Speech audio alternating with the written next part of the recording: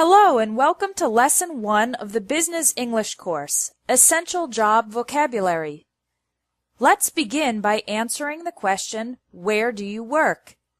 This seems like a simple question, but there are many ways to answer it. I work at, I work in, I work for, and I work with. Each preposition is correct in a different context. I work at and I work for are used with the name of the company. For example, I work at Espresso English. I work for Nike. You can also use for if you work directly for a famous person.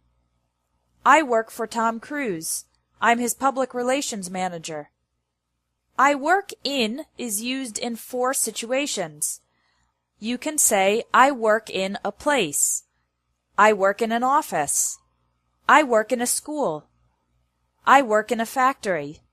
You can also use in with a city or a country. I work in Paris. I work in France. I work in is also used with a department or area of a company. I work in the marketing department. I work in human resources.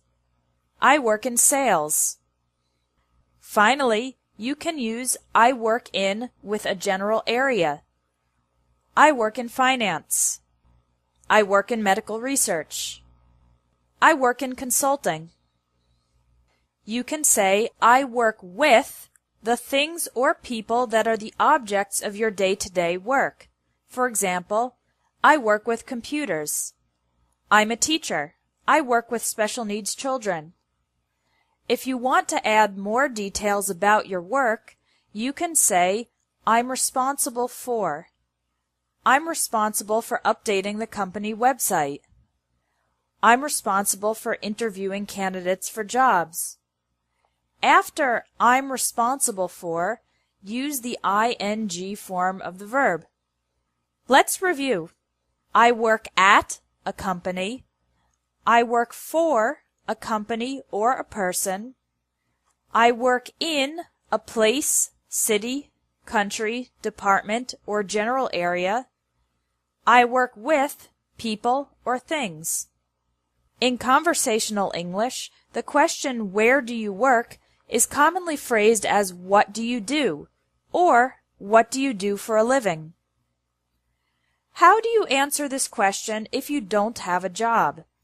You can say, I'm unemployed, or more indirectly, I'm between jobs at the moment. If you work for yourself, you can say, I'm self-employed. If you have your own company, you can say, I own a small business. Or, more specifically, I own a restaurant, or I own a graphic design company.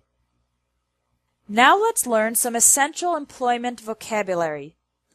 When you are officially accepted into a new job at a company, you are hired by the company. For example, I was hired by an insurance company just 2 weeks after graduating from college. When you're hired, you become an employee of the company. The company becomes your employer. The other employees in the company are your colleagues or co-workers. The person above you who is responsible for your work is your boss or supervisor.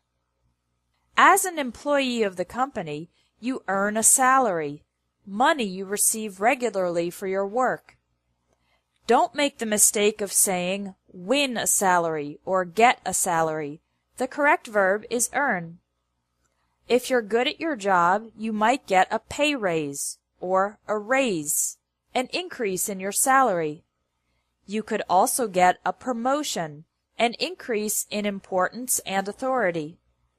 At the end of the year, some companies give their employees a bonus, extra money for work well done. The opposite of hire is fire, when your company forces you to leave your job. For example, Peter was fired because he never came to work on time.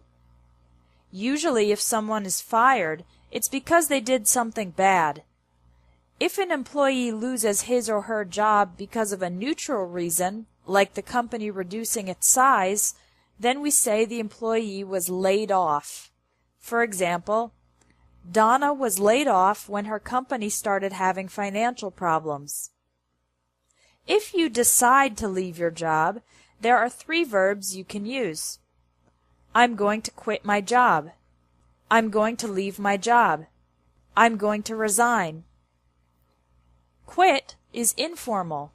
Resign is formal. And leave can be formal or informal. When an old person decides to stop working, the verb for this is retire. In most countries, people retire around age 65. Let's review the vocabulary you learned in this lesson. Listen and repeat to practice your pronunciation.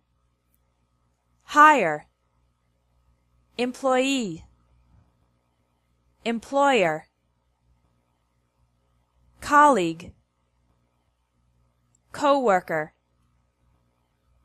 boss, supervisor, fire, laid off, earn a salary, get a pay raise, get a promotion, get a bonus, quit your job, leave your job, resign from your job, retire. Now you can take the vocabulary quiz to practice using these words and sentences. There's also a bonus quiz with extra vocabulary related to professions. That's it for Lesson 1 of the Business English course. Come back tomorrow for Lesson 2, Interview English.